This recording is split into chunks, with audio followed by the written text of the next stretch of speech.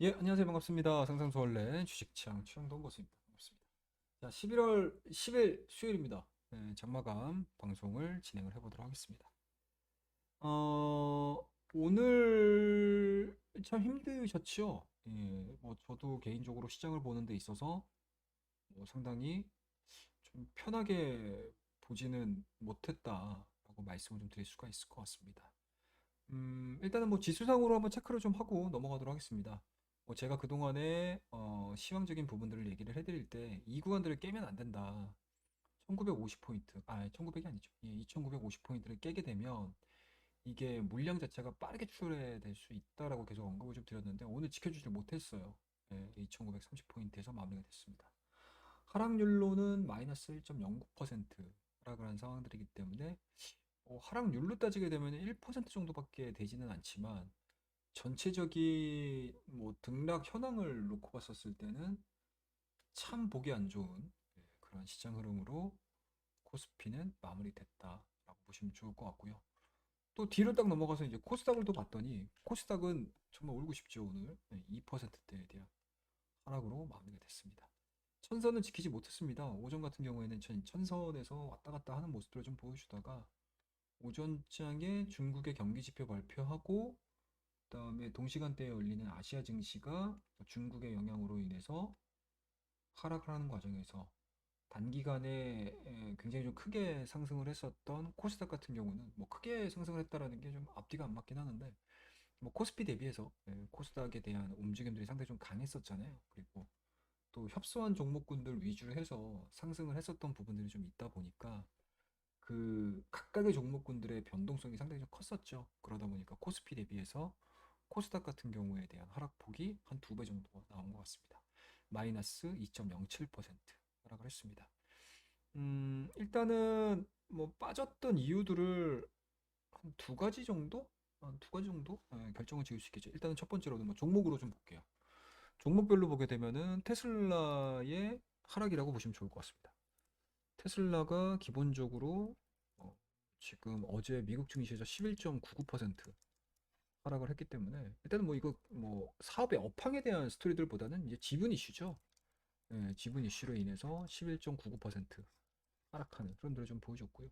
그러다 보니까 국내 증시도 2차 전지를 기반으로 해서 2차 전지를 중심으로 해서 하락폭이 좀 나왔다라고 보시면 좋을 것 같고 뭐 이거는 뭐 개별적인 섹터에 영향을 미치는 부분이다라고 하게 되면은 우리가 가장 핵심적인 부분들을 좀 보셔야 될 것 같은데 매크로적인 측면입니다. 매크로적인 측면이라고 보시면 될 것 같아요. 일단 첫 번째로는 미국의 생산자 물가 지수가 8.6%.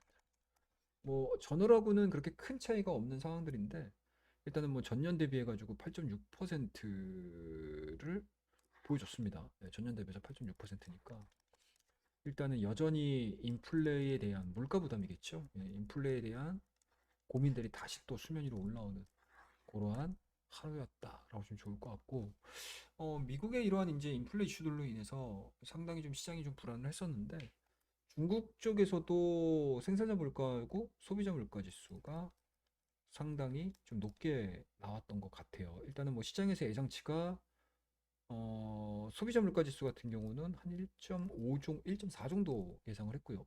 그 다음에 생산자 물가 지수 같은 경우는 12.5 정도 예상을 했었는데 발표치대로 좀 보게 되면 소비자 물가 지수는 1.5%, 그 다음에 생산자 물가 지수 같은 경우는 지금 보시게 되면 13.5%를 기록을 했기 때문에 상당히 좀 많은 변화가 좀 있었죠. 네, 이러다 보니까 미국도 인플레에 대한 고민, 그리고 중국 같은 경우는 경기 둔화가 좀 심화되고 있는 과정이고 여러 가지 뭐 정치 외적으로도, 그러니까 정치 쪽도 그렇고 뭐 내외로, 그러니까 국내외로 상당히 좀 불안한 상황에서 이렇게 물가까지 움직여 버리는 상황.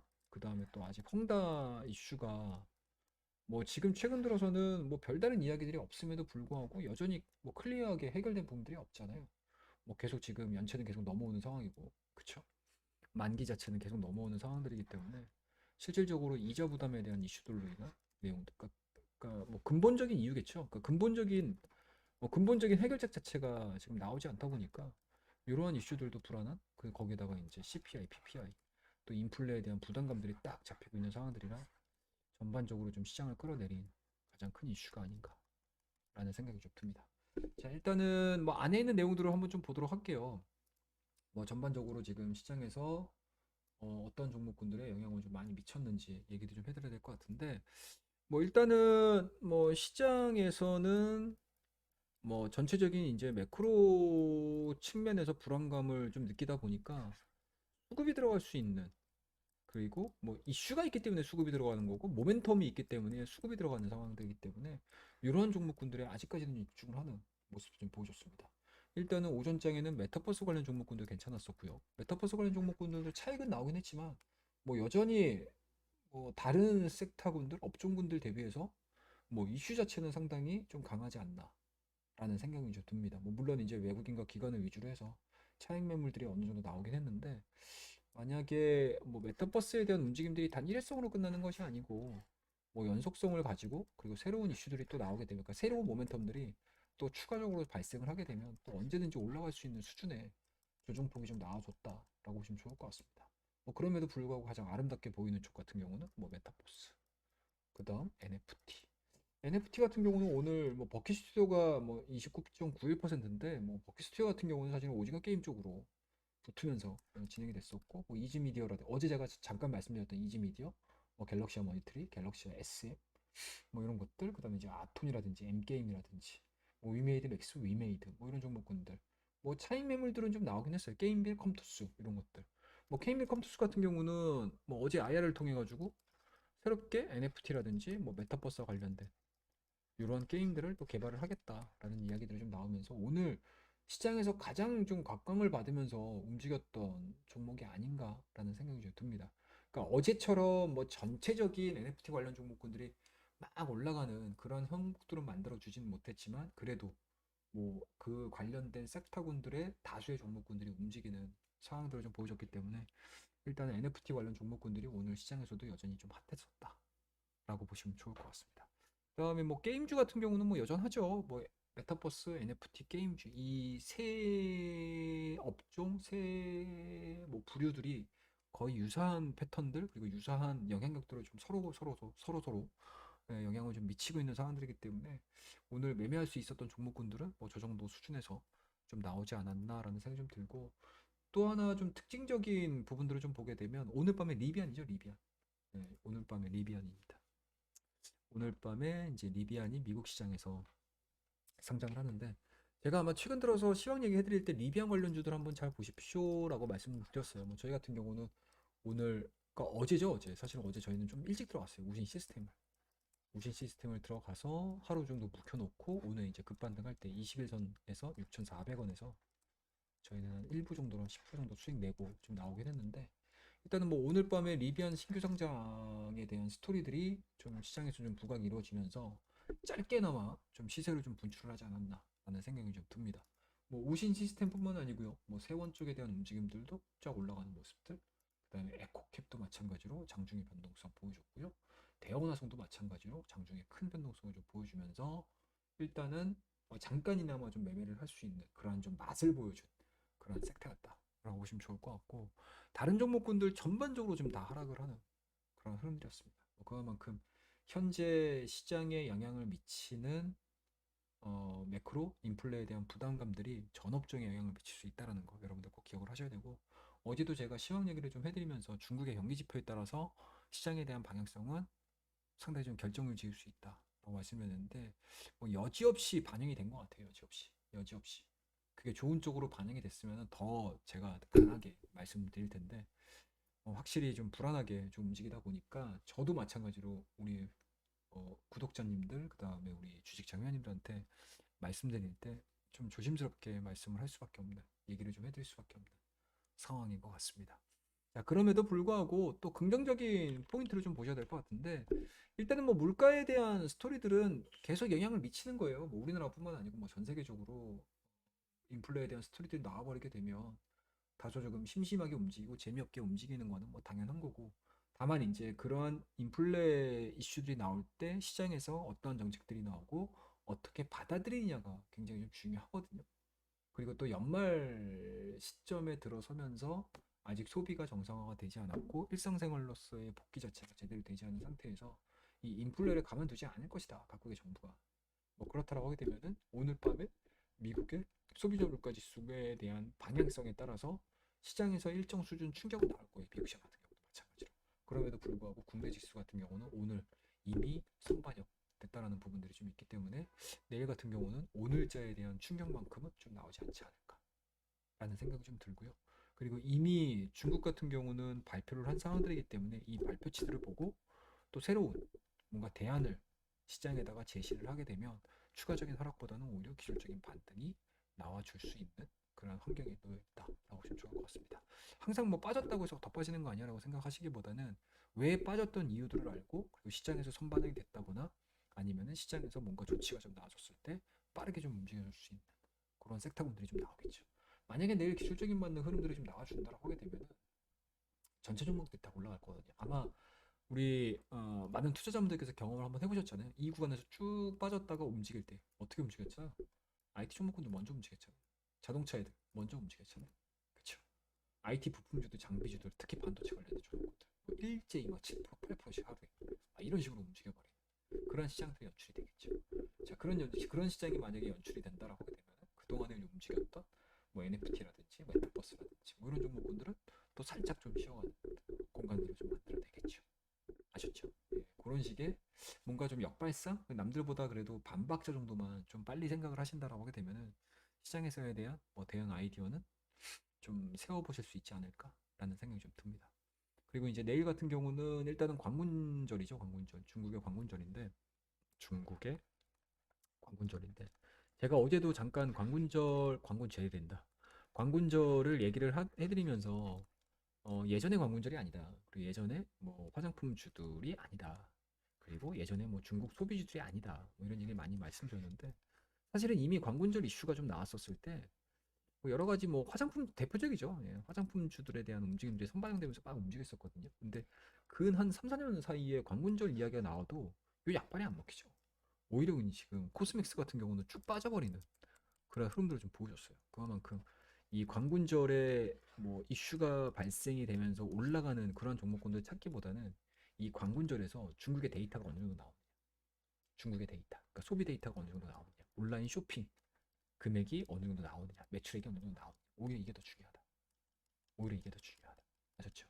그래서 내일 광군절이 끝나게 되면 아마 각종 데이터들이 많이 쏟아질 겁니다. 그에 따라서 관련된 스토리들이 이어질 가능성이 상당히 높다라고 보시면 좋을 것 같아요. 그 정도 흐름들로 인지를 좀 하시면서 좀 보시면 좋지 않을까라는 생각이 좀 들고요. 어제도 제가 오늘 좀 관심을 좀 가질 만한 종목군들에 대해서 살짝살짝 좀 힌트 아닌 힌트를 좀 드렸는데 그 중에서 이지미디어라는 종목을 좀 말씀 좀 드렸습니다. 이지미디어. 이 이지미디어 같은 경우는 12월 달에 얘네들이 이 이지미디어가 얘네들이란다. 죄송합니다. 예. 이지미디어 관계자분이 듣고 계시다 그러면은 죄송합니다. 제가 이게 말버릇이에요. 종목을 얘기를 하다 보면은 좀 이렇게 의인화해서 아니면 좀 쉽게 좀 설명을 드리기 위해서 이런 표현들을 많이 쓰는데 이 이지미디어가 12월에 NFT 플랫폼이 예정이 되어 있습니다. 거의 K 컨텐츠를 기반으로 해서 이 NFT 플랫폼을 만드는데 그게 이제 12월에 나오거든요. 12월에. 12월에 런칭입니다. 그거에 대한 기대감들이 반영이 돼준다라고 하게 되면은 그동안에 상대적으로 NFT 관련된 종목군들이 뭐 갤럭시아 머니터리, 갤럭시 SM 정도에서 대장주들이 형성이 되면서 그 하부에 걸려 있는 뭐 2군 정도가 움직였다라고 하게 되면 조금 부담감을 좀 가지고 계신 분들 같은 경우는 요런 이슈가 아직 덜 반영된 종목군들에 포커스 맞추셔가지고 매매를 해보시는 것도 나쁘지 않겠다라고 말씀드렸는데 오늘 상당히 시장이 많이 빠짐에도 불구하고 좋은 흐름들을 좀 만들어줬어요. 그래서 이런 종목군들은 좀 관심 있게 지켜보시면서 좀 보시면 좋지 않을까라는 생각이 좀 들고 그리고 2차원지 쪽에서는 이제 장비 쪽에서 이제 원준이라는 종목이 있는데 신규 상장 종목이거든요. 그래서 오늘도 변동성이 상당히 컸습니다. 30만 주 정도. 뭐 물론 이제 윗꼬리가 좀 달리면서 진행이 되고 있지만 만약에 내일 뭐 2차원 종목군들이 설령 좀 안 좋다 하더라도 이 종목이 뭐 어제자 전일자죠 전일자. 그러니까 오늘자를 기준해서 전일자에 대한 11만 원대를 유지를 시켜준다고 하게 되면은 5일선 이격 자체를 좀 줄이면서 움직일 가능성이 상당히 높지 않을까라는 생각이 좀 들 정도로 상당히 좀 좋은 패턴들을 좀 만들어내주고 있는 상황들이 있고 그리고 이제 원전 같은 경우도 제가 잠깐 동안에 매매를 할 수 있는 공간들이 나올 겁니다라고 말씀드렸는데 딱 나와줬어요. 적정하게 딱 적정하게 나왔습니다. 제가 이거를 월요일 날 말씀드렸던 것 같은데 이렇게 월요일 날 쭉쭉쭉쭉 진행되다가 오늘자에 고가 만들어내주고 좀 밀리는 흐름들로 진행이 되고 있는 상황들이어서 일단은 이러한 이제 원전과 관련된 종목군들은 약간은 좀 심호흡을 조금 좀 쉬었다가 눌림목을 좀 정확하게 보고 들어갈 수 있는 종목이지 않을까라는 생각이 좀 들고 그 다음에 이제 DDR 5죠. 반도체 기판, 패키징 기판 정도로 보시면 되는데 아직까지 뭐 후공정이라든지 전공정 장비 쪽으로는 물량이 안 들어가고 있어요. 물론 이제 성장성은 분명히 있습니다. DDR4에서 DDR5로 넘어가는 요 공정의 전환 쪽으로 놓고 보게 되면은 새롭게 들어갈 수밖에 없거든요. 그리고 거기에다가 그 파워 모듈 자체가 DDR3, DDR4에서는 없었던 산업 구조인데 이 DDR5로 넘어가면서 그 산업 구조가 또 하나 들어갔어요. 신규 상식이 들어갔기 때문에 그와 관련된 종목군들도 찾아보시면 되게 재밌습니다. 되게 재밌습니다. 그리고 DDR5 쪽으로 현재 지금 시세를 좀 받고 있는 종목군들 같은 경우는 반도체 패키징 기판 쪽에서 상당히 좀 시세를 많이 분출시키고 있어요. 아마 많이 들어보셨을 겁니다. 뭐 심텍이라는 종목인데 이 심텍도 마찬가지로 계속 지금 연일 상승을 하고 있는 상황들이기 때문에 시장에서는 좀 각광을 받고 있는 상황이다. 그리고 대덕전자라든지 그다음에 코리아 서키트, 해성 DS 뭐 이런 종목군들도 기판 쪽에 포지셔닝을 만들어내주고 있는 상황들이고 LG노텍 정도도 뭐 기판이긴 한데 이게 정확하게 DDR5에는 아직은 좀 미정이라 이거는 좀 그렇긴 합니다.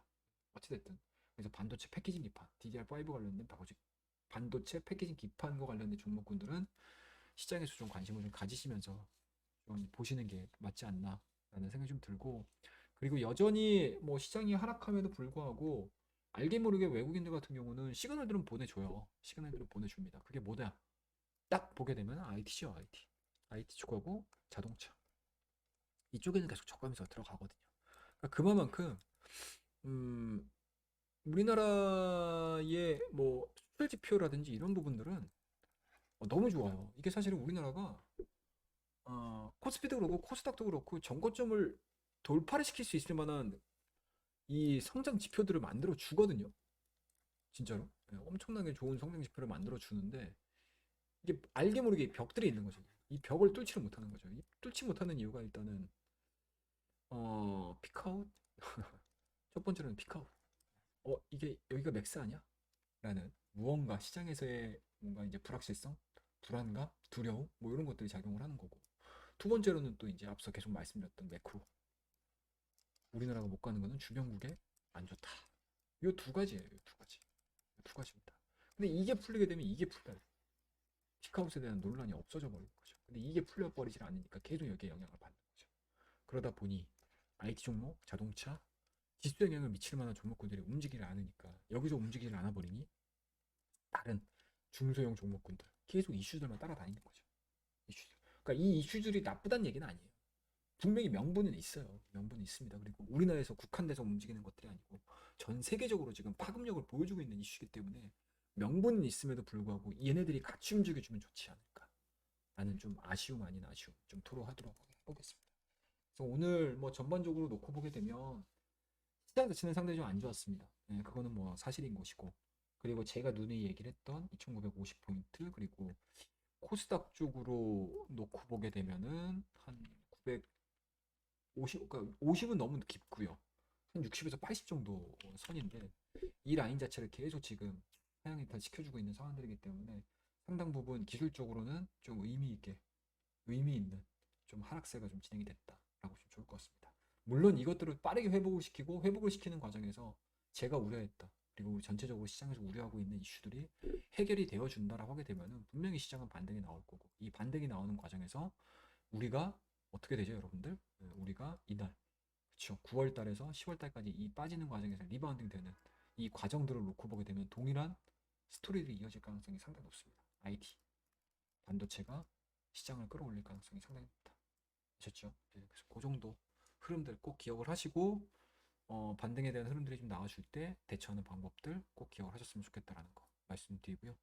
오늘 상당히 좀 힘든 시간을 보내셨을 분들이 다수이실 것 같아요. 뭐 그럼에도 불구하고 뭐 부정적인 의견보다는 언제든지 좀 시장을 갈 수 있다라는 이야기들 좀 해드렸고 그리고 충분히 기술적인 부분들 반등 구간들을 좀 만들어내줄 수 있는 해외 증시와에 대한 차별성이 있는 시장이기 때문에 너무들 고민하지 마시고 너무들 괴로워하지 마시고 그리고 오늘 밤에 미국의 CPI 그쵸 소비자 물가 지수에 따라서 시장에 대한 방향성은 180도 달라질 수 있다라는 거 말씀드리도록 하겠습니다.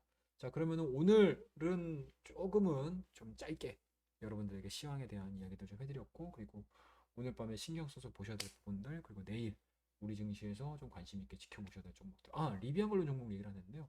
오늘 밤에 이제 리비안 또 신규 상장입니다. 리비안이 제2의 테슬라로서 부각이 되고 테슬라가 그동안에 뭐 세단이라든지 SUV 쪽에서 뭔가 이제 라인업을 구성을 했다라고 하게 되면 리비안이 나옴으로 인해서 뭐 픽업 트럭 쪽으로도 전기차에 대한 뭔가 이제 라인업 자체를 좀 확대를 시키는 거죠. 그러니까 구비될 수 있는 부분들이 그게 이제 시장에서 어느 정도 좋은 답을 딱 만들어주게 되면 우리나라 이제 리비안 관련주들이 내일 또 시장에서 뛸 수 있는 가능성. 오늘도 좀 살짝 좀 뛰었거든요. 그래서 오늘 같은 경우 우리는 좀 우신 시스템을 매매를 해가지고 수익을 좀 실현을 시켰어요. 그래서 일부는 일단은 뭐 방망이를 짧게 잡고 가자라는 게 최근 저의 좀 전략이거든요. 그래서 진짜 매매를 하다가 뭐 3, 4%만 나와도 오 고마워 이러면서 매도를 하는 일부 정도는 안전 마진으로서 확보를 해가는 그런 매매도 좀 진행을 하고 있어서 우신 시스템을 저희는 좀 일찍 잡았어요. 일찍 좀 잡아가지고 리비안과 관련된 종목군들에 대한 리바운딩은 충분히 나올 수 있다라는 관점으로 저희는 좀 일찍 잡아가지고 오늘 좀 수익 실현 시켰습니다. 그 나머지 일부 정도는 좀 끌고 가는 또 그런 전략들을 좀 가져가고 있는 상황이어서 오늘 밤에 리비안이 신규 상장하고 좋은 흐름들로 마무리가 되고 시장에서 뭔가 좀 집중 포화되는 수급이 그런 흐름들을 좀 보여주게 되면 내일 우리나라 증시도 오전장에는 리비안 관련 종목군들이 조금은 좀 좋은 흐름들로 진행이 될 가능성이 상당히 높지 않을까 라는 것까지 말씀드리도록 하겠습니다. 그래서 오늘 밤에 신경 쓰셔 보셔야 될 게 리비안 그리고 테슬라에 대한 반등 그 다음에 무엇보다도 중요한 거는 미국 쪽에서의 CPI 아셨죠? 그리고 CPI가 발표되고 나서 시장에서에 대한 반응 흐름들 쭉 지켜보자 라는 거 말씀드리도록 하겠습니다. 참 어려운 시장 잘 보내셨고요.